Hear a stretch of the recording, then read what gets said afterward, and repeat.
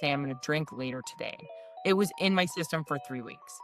And so I did that for 17 months. I did a breathalyzer, a personal breathalyzer called SoberLink that had a Wi-Fi AI facial recognition and Wi-Fi mailed the results to the people that were programmed in. So when I was at work, people would get these results. Like I did everything everybody told me, like to the dot. Yes, yes. Judges, lawyers, police, therapists, psychiatrists, ER doctors. I mean, you name it. I just looked people in the eye and told them the truth. I was like, yeah, I mean, everything was out of the bag. There was like nothing left to hide. And so I just let it all out. And I guess I'm still doing so. Yeah. This is Rock Bottom with Ryan. No sugarcoating, no filters. The pain, the chaos, the truth. No bullshit. Just recovery.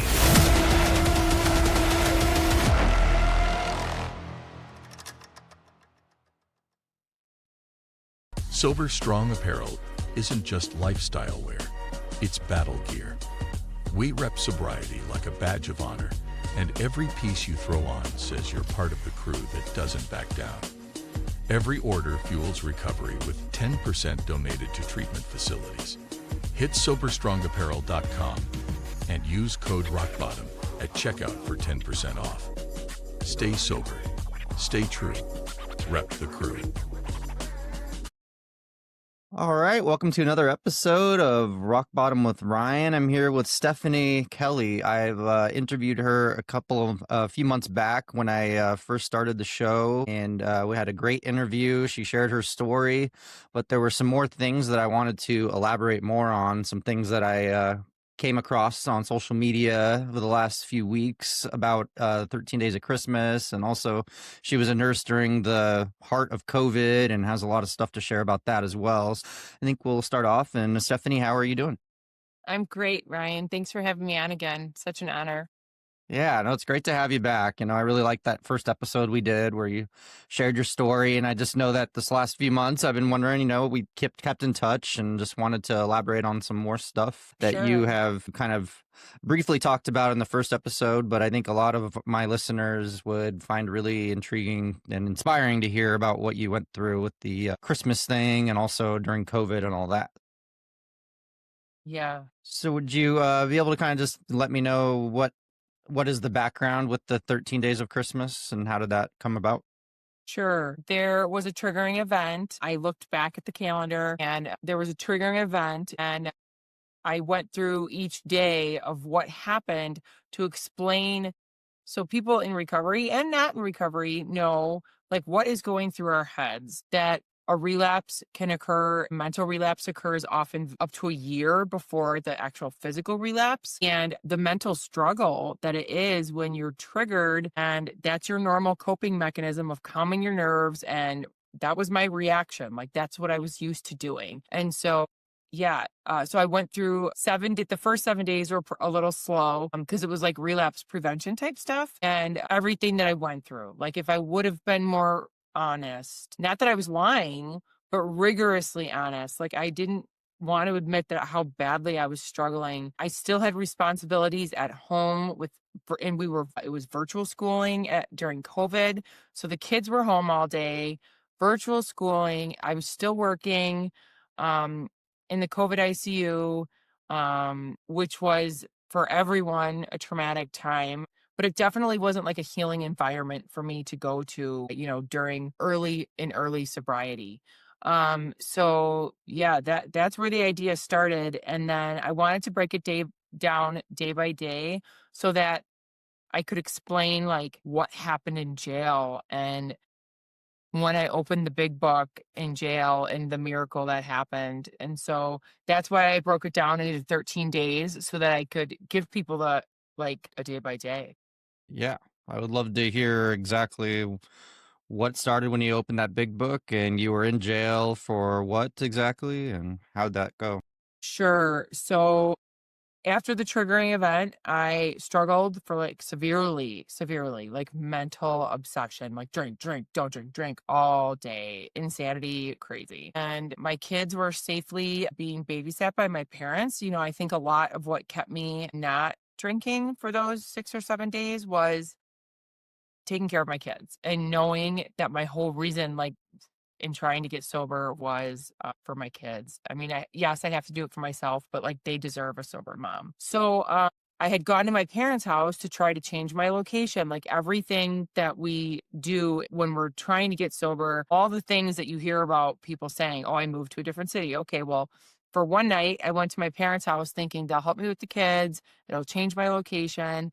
And then they ended up babysitting. So as soon as I left their house, I was like, got no kids. They're safe. I mean, thank God they weren't in the car with me. I shared in the reels that if I turned right, I was going to the liquor store. And if I turned left, I was going to go on the expressway home. And I turned right and I went to a gas station liquor store and got back in my car and kept driving and drinking nasty vodka straight out of the bottle. I don't remember all of the details. I crossed a state line. I was obviously not oriented very well, and I ended up like turning around because I was lost and confused, and I hit a vehicle. I don't remember that. The police report from eyewitnesses said that my car spun out 360, so I could have been hit by another vehicle in that time, and I smashed into the concrete median, which is when I believe all the airbags deployed and all the windows shattered, and I kept going.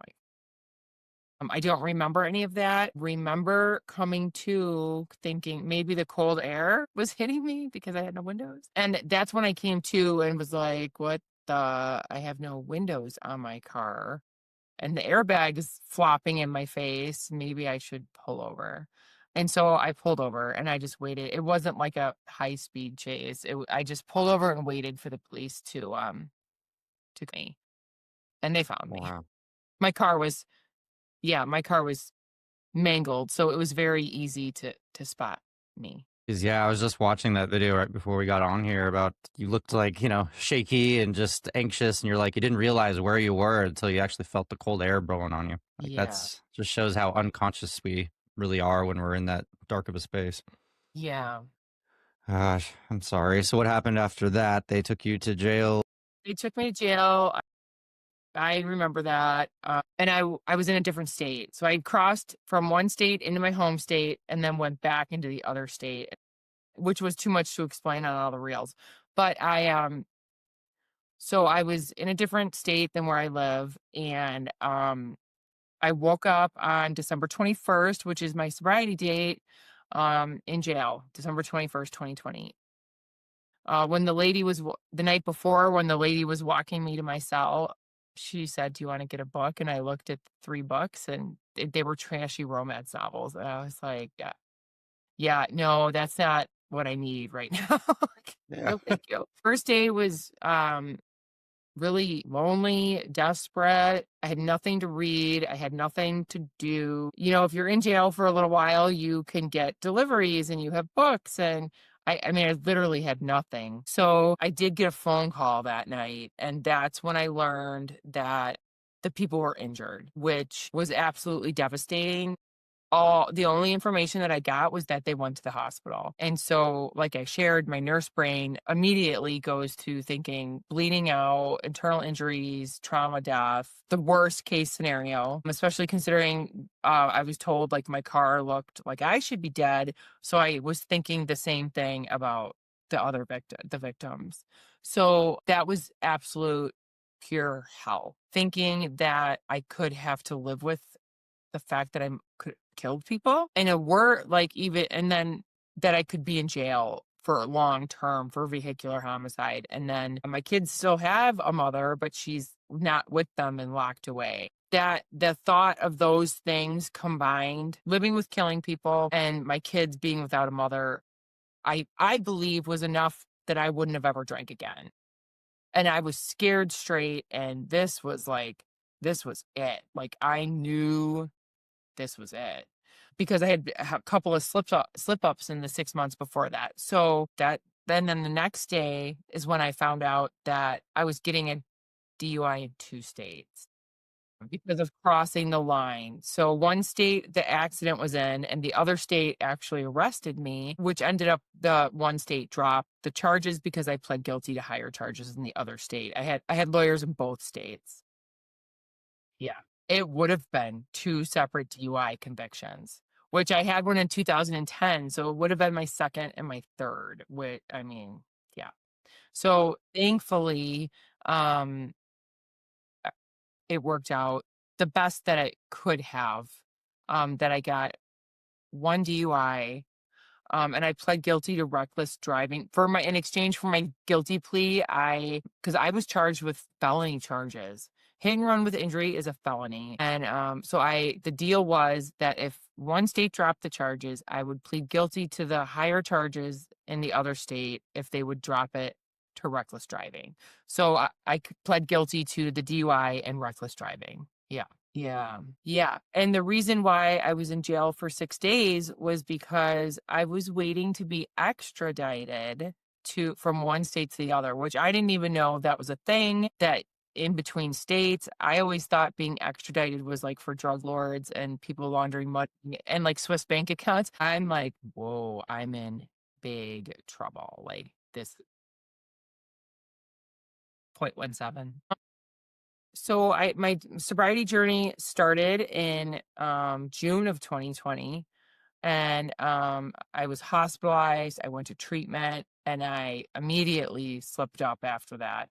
And then in the 6 months between like June of 2020 and December of 2020, I got 60 days twice, and I'd have a slip up, like 1 day slip ups, but I started my day count over. So I had 60 days twice, I think. And I think I was around 60 days sober when the accident happened, or I had been. And then that was a 1 day relapse, and then my sobriety date. I had a severe case of the FFs, and I had not been working the steps appropriately. I was delaying steps 4 and 5. My sponsors, I don't know, 30 years older than me. And I couldn't believe I had to tell, this sweet little old lady these things. And I was delaying it. I mean, it was in retrospect, it was excuses. Yes, I was busy. Yes, I had the kids, virtual schooling. It was just extremely difficult times with COVID and everybody being home. And in retrospect, I was not chasing it like I should have been, like I learned I needed to. You hear that in the rooms, the 12 steps, you have to work it. It works if you work it. Like I was doing half measures availed me nothing. They availed me a whole lot of problems that I didn't have before. So it's just like everything they say in the rooms came true for me. If you think you can drink like a lady, go ahead, go have one. And everybody said I was a high bottom drunk the first time. Like I had my family, I had my job, I didn't have financial or legal troubles. And then 6 months later, look what happened. I had all of those things. And not just like one lawyer, 2 lawyers. And yeah. And that week when I was struggling from the time of the triggering event until the day I drank, I just kept repeating to myself, like I was surviving on willpower alone. Like, I'm not going to drink. I'm not going to drink. I'm not going to drink. I'm going to go outside. I'm going to do this. I'm going to do a Zoom meeting. And I just kept saying, don't worry. I'm not going to drink. I'm not going to drink. And that was like for that day. I never told anybody that I was thinking that it's not a matter of if I'm going to drink, it's when. And maybe if I would have been that honest, I don't know, maybe somebody would have like put me in the hospital, locked me up. I don't know. But yeah, yeah, right. Exactly. Yep. It's so hard. And it's, as we know, everywhere. Every corner you drive past, there's liquor stores or gas stations, and it's just everywhere. And that day, it just got me. And um that is, and the reason I shared the story and I broke it down like that is because that I would have never imagined that. Like if I paused and played the tape forward, I could have thought, okay, my family's going to be mad at me. Maybe I shouldn't do this. I never would have thought, like, I'm going to get 2 DUIs. I'm going to miss Christmas and be in jail. I'm going to spend a whole bunch of money on all these consequences. So if people can't imagine, like, what I'm saying is I could never have imagined it. So use my story. Like, if someone else is having a pause and play the tape forward moment, this is the worst case scenario. Use my story. And maybe that'll help somebody so that they don't do that.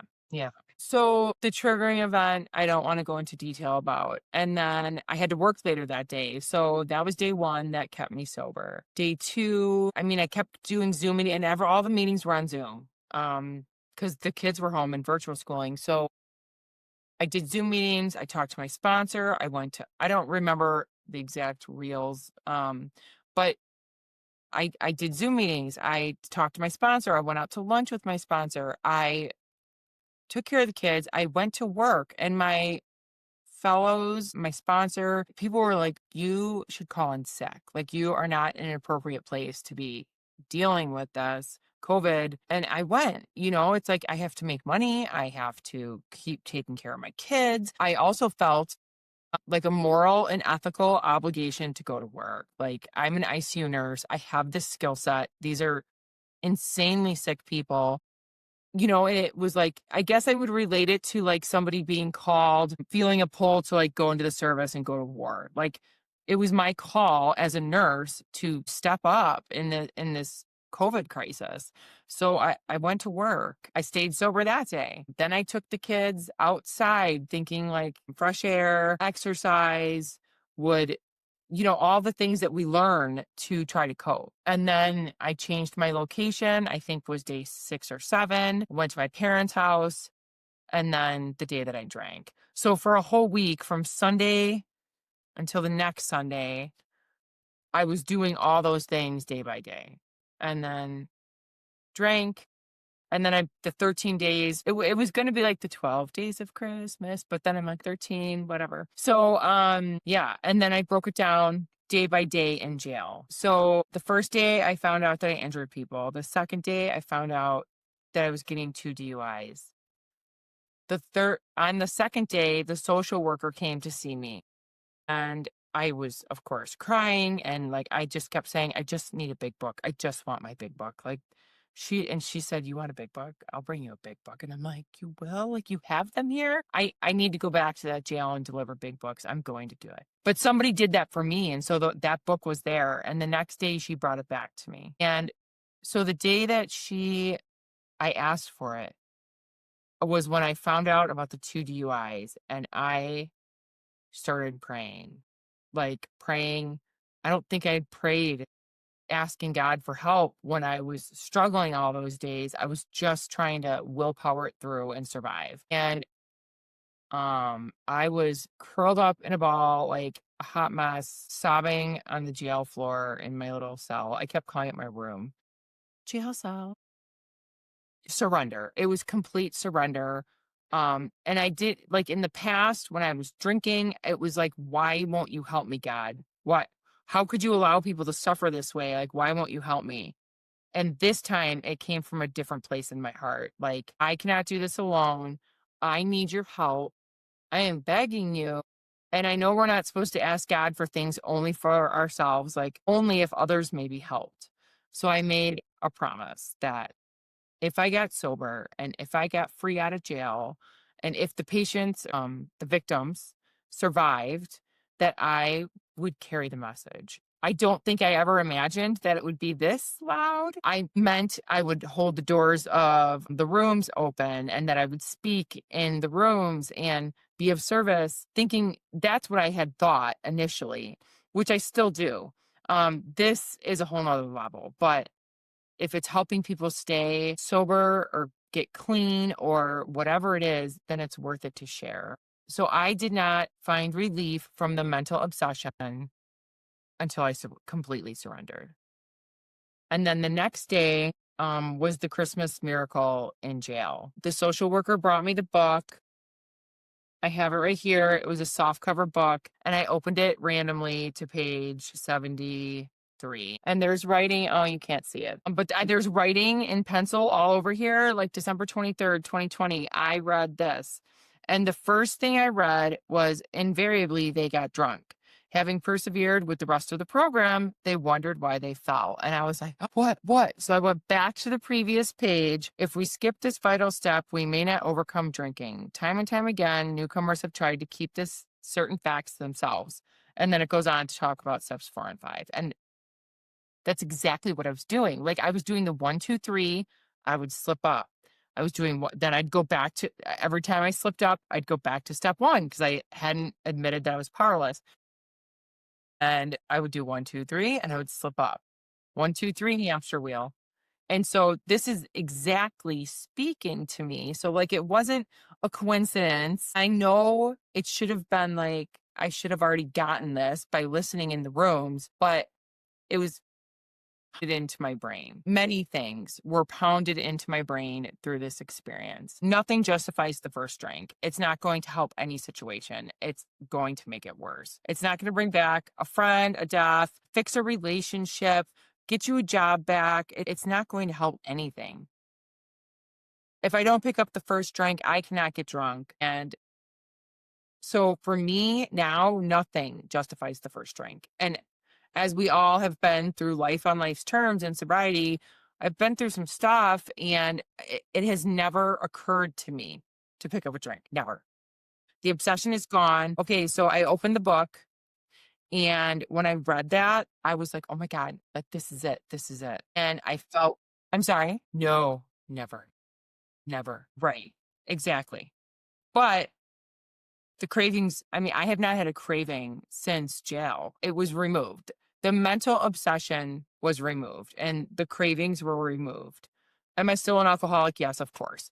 Am I cured? No, of course not. That's why I continue to work my program so that if I ever do get caught in a situation like that, I'm spiritually fit to handle it and to keep going. And another thing is, I'm a little scared. Like, what if I stopped talking? And what if I stopped carrying the message? What if the cravings came back? Like, I made a promise to God. I'm not messing around with that. I'm going to keep doing it. Right. Right. This is a meeting, man. 2 people. Yeah. Yeah. Yeah. Um, so you asked if anything has ever popped up since then. So I said no, no cravings, like no obsession. Do I have weird thoughts that pop in every now and again at the grocery store when I pass the wine section? Yeah, like, oh, the wine section. And I'm like, wait, what? Like, I don't do that anymore. Like, push the cart and walk right past. But yeah, so random thoughts pop in. I was at a restaurant one time. There was like a half drank beer on the table that somebody left. And I was like, oh my gosh, alcohol abuse. And I thought, oh, you're still such a little alcoholic. Like, that's when those things pop in, but it's never a craving. Like I need this, like something that I'm fighting. It's random thoughts that are in my subconscious, I suppose. Yeah.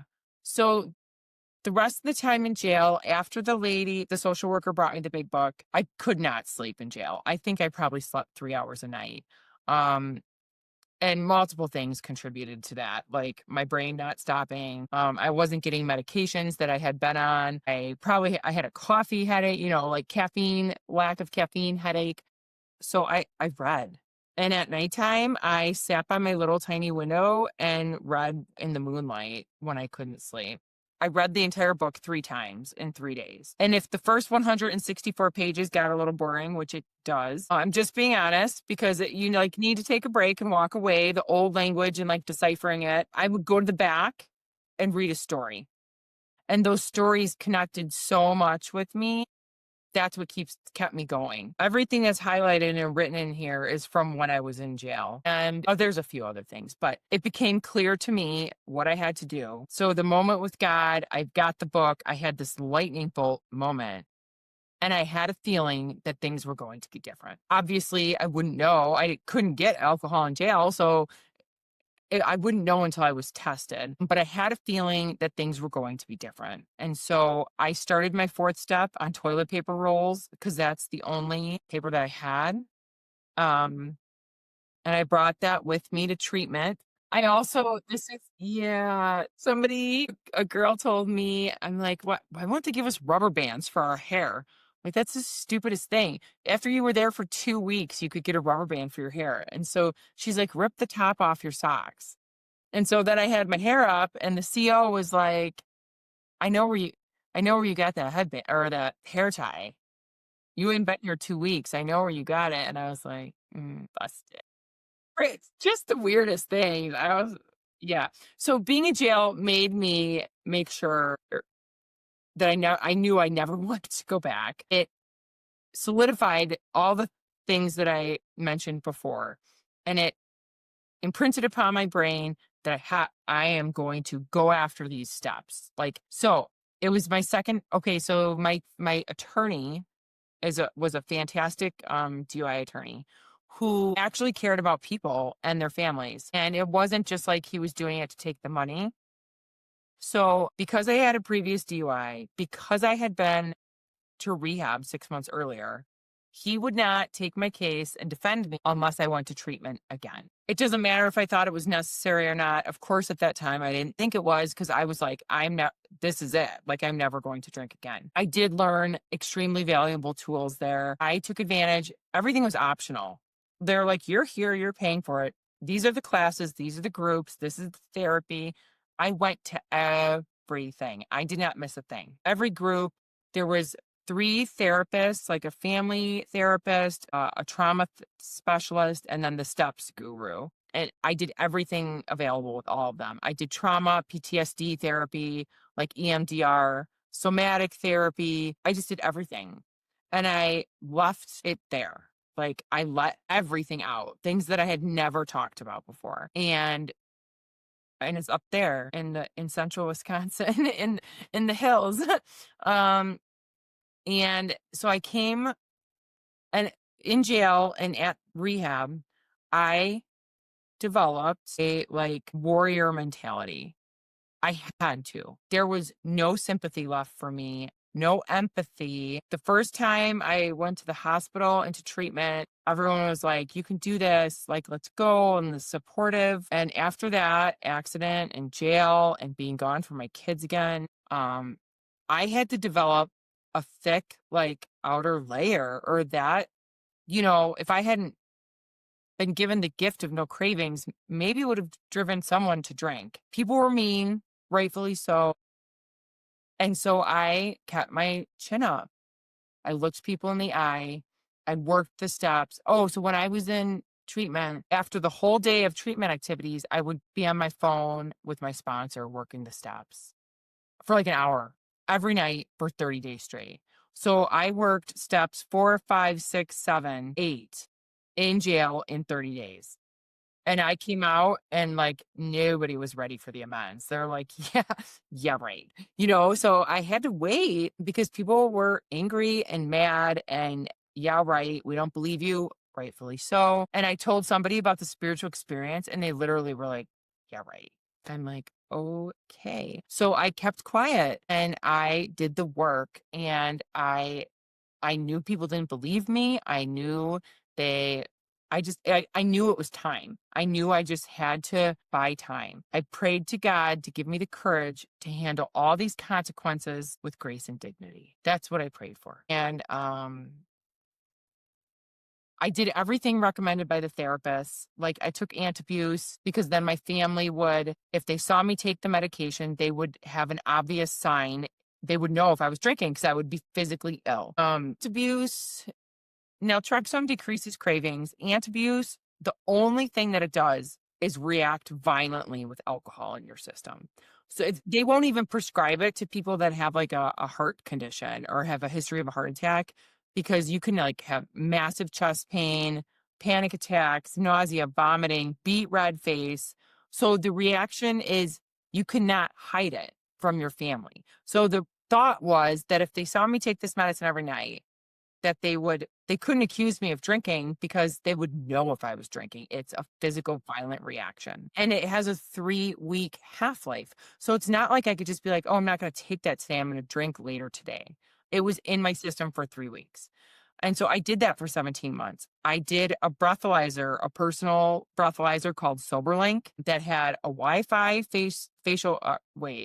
AI facial recognition and Wi-Fi mailed the results to the people that were programmed in. So when I was at work, people would get these results. Like I did everything everybody told me, like to the dot. Yes, yes. Judges, lawyers, police, therapists, psychiatrists, ER doctors. I mean, you name it. I just looked people in the eye and told them the truth. I was like, yeah, I mean, everything was out of the bag. There was like nothing left to hide. And so I just let it all out. And I guess I'm still doing so.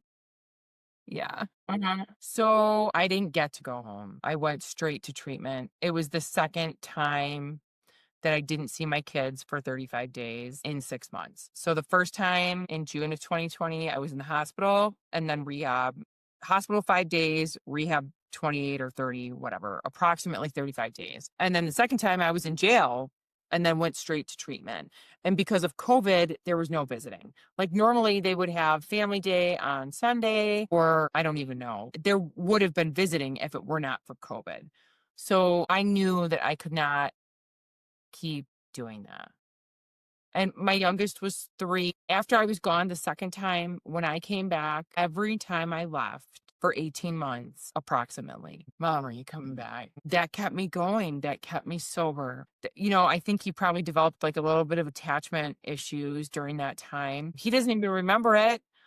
Yeah. So I just powered through. And it was a prolonged sentencing period because the charges were pending. My prosecutor was busy with another high profile case that was on TV. So my case just kept, he was like, I'm not ready, pushed back, not ready, pushed back. So it was 21 months of waiting, which for me, like I was at peace because I had this moment with God. But when I was in jail, or no, when I was in treatment the second time, my lawyer told me, your job is to stay sober and take care of those kids. Everything is going to work out as long as you stay sober.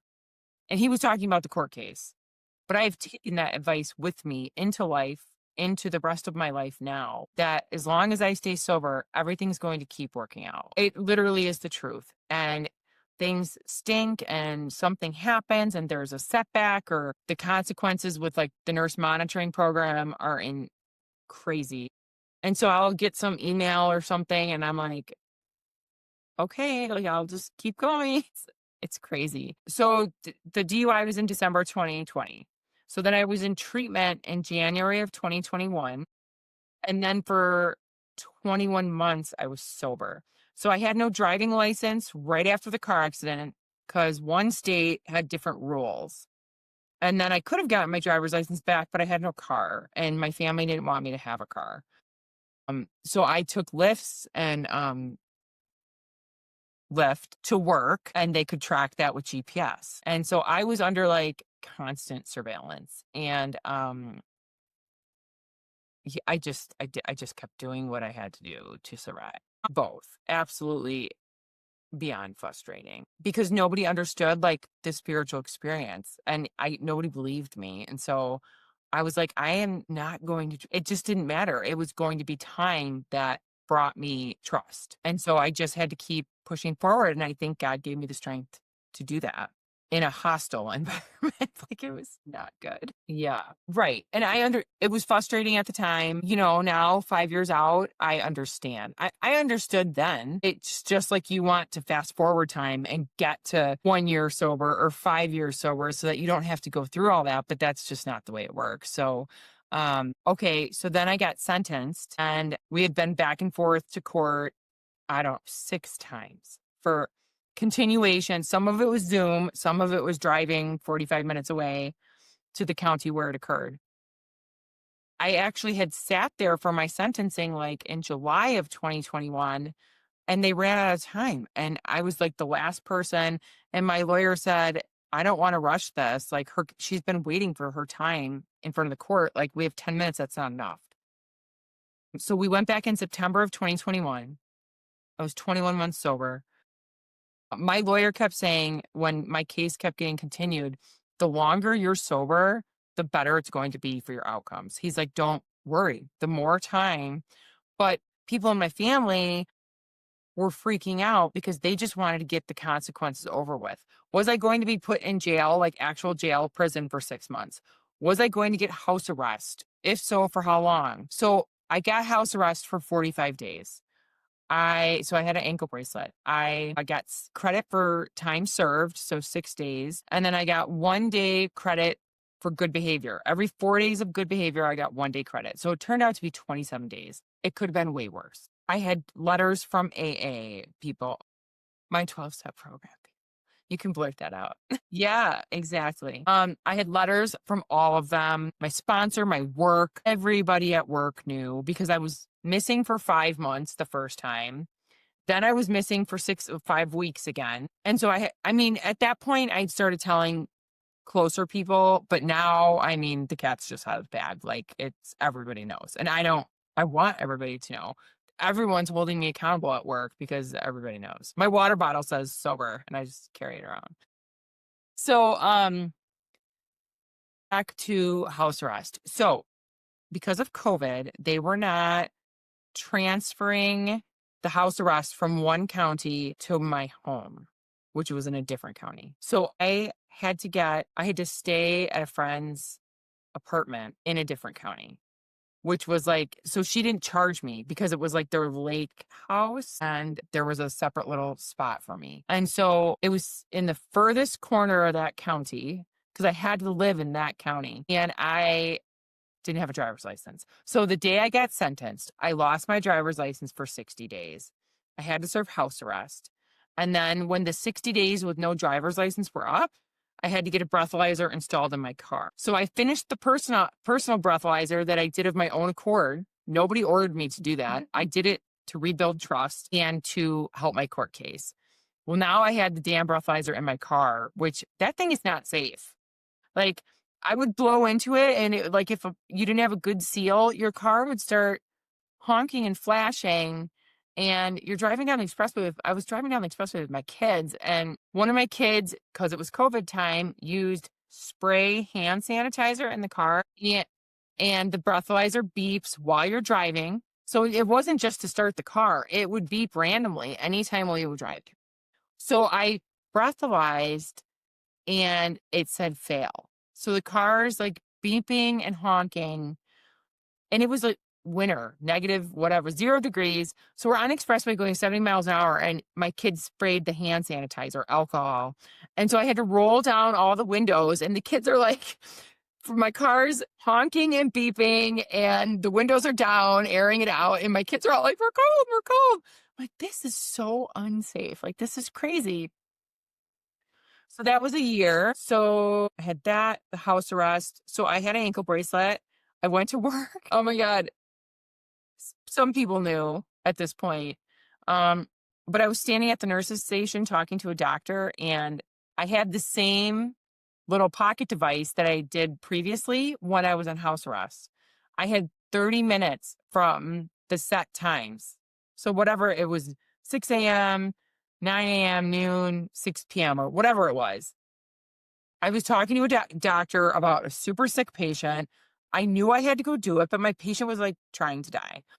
And I was 1 minute late because I wasn't just breathalyzing in front of everybody. I was trying to like go to the bathroom or go to the break room to do it. And my ankle bracelet said, call your CO. And I was like, went running for the bathroom. I'm like, oh my God, this is insane. I was like, I just didn't even say anything about it. I didn't acknowledge it. I just power walked away so fast. I don't know if they heard it or not, but it vibrated on my ankle. And so I felt it and heard it. And so during this time I had no driver's license. So my sister flew in from Houston 1 week to help and drive and help with the kids. My mom came, and I thought it was a bright idea to sign up for like 60 hours of work a week because I was like, what else am I going to do sitting in this house alone? So I worked, not thinking about the 75-minute commute each way. So my A's, so I had a commute, 75-minute commute, and my 12-step fellows left their homes in my town at 4:30 in the morning to get to me by 5:45 to drive me back to work. So I had a calendar. I had everybody planned out. My mom came Sunday night and stayed till Tuesday morning. She drove me to work and then went home. Then, like, Tuesday, Wednesday, Thursday, whatever, I had other people lined up to pick me up. It was COVID times and there was COVID bonus pay. So, like, I actually couldn't get a ride a couple of days, and I just hired like a chauffeur service. Like, it was crazy. Yeah. Um, I mean, that's like, it was kind of like a cab. It was like $100, but it was a 75-minute drive. Yeah, I completed that successfully with good reports. Then at this very same time, I found out, so I finished house arrest, came home, and got word from the state nursing board that because I had self-reported earlier that year in 2022. So I got home from house arrest, kept going. And then when I went to renew my nursing license in 2022, it said, if you have any new charges, you must self-report. So I didn't know that I was supposed to self-report immediately. So here I am, 2 years sober, self-reporting. And actually, I was 14 months. I can't remember. I'm getting the dates mixed up. I was 14 months sober when I self-reported in 2022. I served house arrest in 2022. And then it took them 9 months to process my paperwork. So when I got back from house arrest, I got the letter in the mail from the nursing board that I was going to be on this 5-year nurse monitoring program for my nursing license for impaired professionals. And that is daily 5 years. And I was already 2 years sober. So just when I think I'm like coming to an end of the criminal charges and court cases, right. So yeah, so it was 7 years of consequences. Like, I would have been done in 2027 or 8 with the nurse monitoring program, but there has not been a lapse in my sobriety, but I never failed a test. I missed check-ins because of my crazy busy life and rushing out of work to get the kids, and I had reminders set, and if I didn't do it immediately, I would still forget. So, earlier this year, it's 2025, like March, my nursing license was suspended for 30 days and I could not work. And the 5 years started over. So, yeah, the nurse monitoring program will be over if I don't mess up. And I don't mean relapse mess up. I mean, well, hopefully not. I mean, missed check ins. I have alarms set. My mom texts me every day, like multiple people text me, did you check in? Did you check in? And then if I have to go drop random for a UA, urinalysis, drug test, I put an X on my hand because I'll still forget. So I have a whole system now and I have not missed anything in 7 or 8 months. So April 7th of 2030 is when I can apply to be done with this program. So it's like 9.5 years of consequences from, yeah, yeah. And I have to pay for the UAs. It's like $200 a month. Yeah. I mean, the money estimated on Instagram, like $80,000 between, so therapy was not therapy. The rehab facility was not in network. It was tens of thousands of dollars. I took a loan out of my 401k to pay for that, and I actually just paid it off this month. Lawyers, 2 lawyers, the breathalyzers, the medicine, the missed work. Yeah, the breathalyzer in my car, the personal breathalyzer, court fees, house arrest fees, and now the continued cost of UA, the random UAs for all these years. $80,000 is an underestimate. I can't bring myself to actually like add it up. I don't want to know. Yeah, yeah. One day at a time, earning my daily reprieve by going to meetings, and yeah, I pray that it never happens again. I know many do. I did not. I don't know why. I've been at my job since 2009. Everybody knows me. My manager was a bedside nurse with me in 2009. Like, our kids used to have play dates together. I know people have bad stories about like work support or fear of getting fired. That has never, ever been an issue for me. I have been wrapped around with love and support. And encouragement, because you don't have to go far in any family tree to find drug, alcohol, gambling, whatever problems. And so people that I told would be like, oh yeah, my husband. Oh yeah, my brother. Oh yeah, this person, that person. Like, people just don't talk about it like we're talking about it right now. So I think I was like 2.5 years sober the first time I posted something on social media about my sobriety. Like on Facebook, I'm friends with doctors at work, and it just took a little while to get used to it. And then I finally met my social active group, which I've shared about, and they were all so open and public about it that I was like, this is going to change lives. Like, I am going to do this. And so I posted, like, I'm at this event celebrating 2.5 years of sobriety. Come out and see me. And it really wasn't about my 2.5 years. I was just telling everybody that I was sober, and massive support, like, just unbelievable. Other people, in my experience, are afraid to ask for help with professional licenses that affect your job.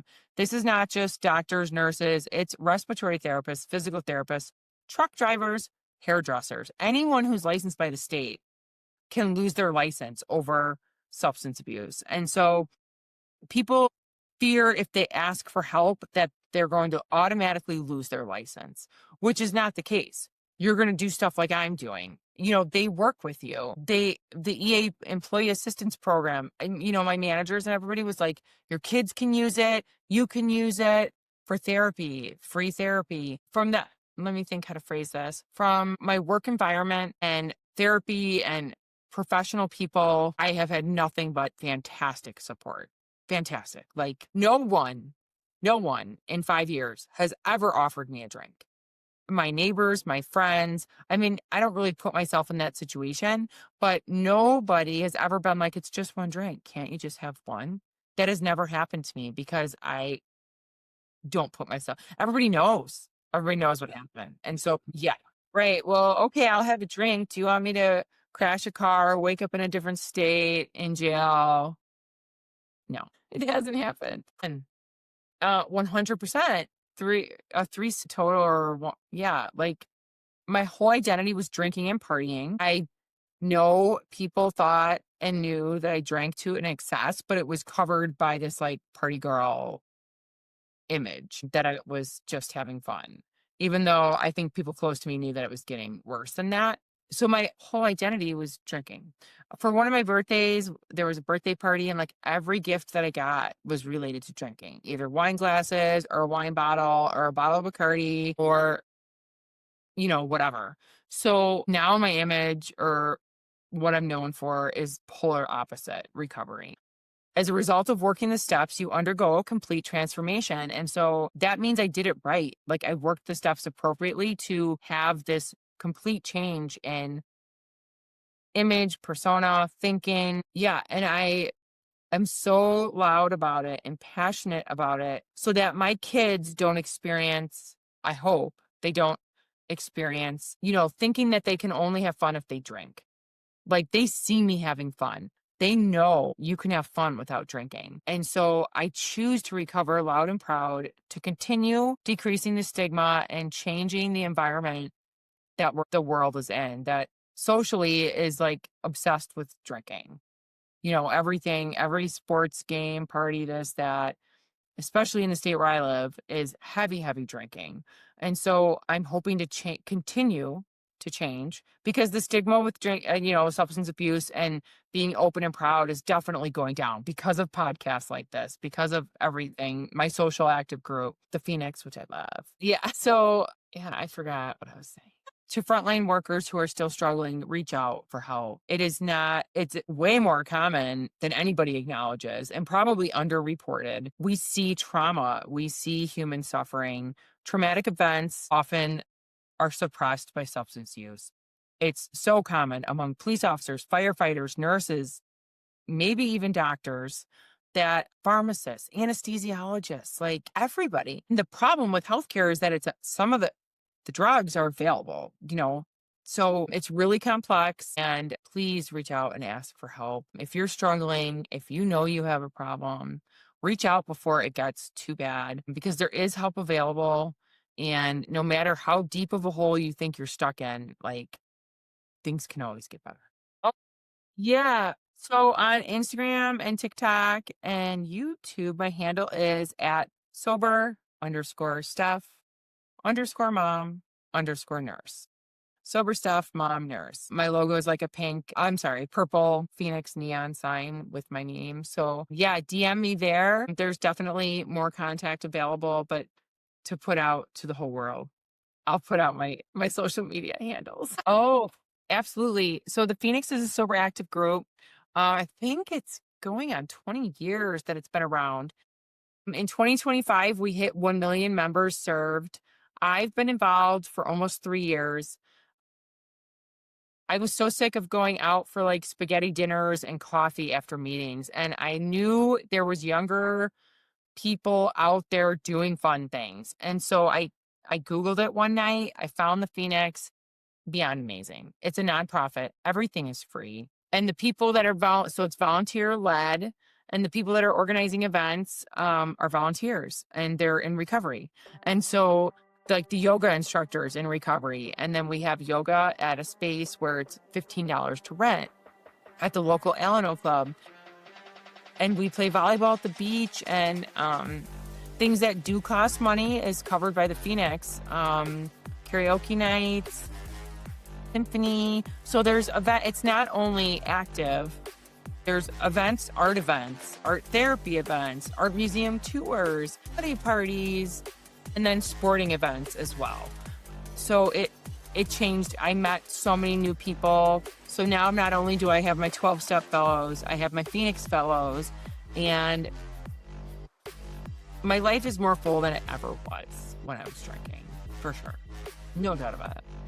Yeah, definitely. Give you the update. Yeah, it's amazing. Yes. And I just want to add one last thing. My kids are amazing. They are loving and supportive and very proud of their mom, and it's super sweet. And I'm just so grateful that I was able to get and stay sober for everyone in my family, but especially my kids. Yeah. He doesn't even know. He's like, sober? You don't drink beer? What? Like he doesn't remember. So that thankfully, that's all he'll ever know or remember is a sober mom. I mean, I wasn't always, but that's what he'll remember. Yeah. In jail. That was miserable. Thank you for having me. All right. I'll talk to you soon, Ryan. Thanks so much. Rock Bottom with Ryan. No bullshit, just recovery.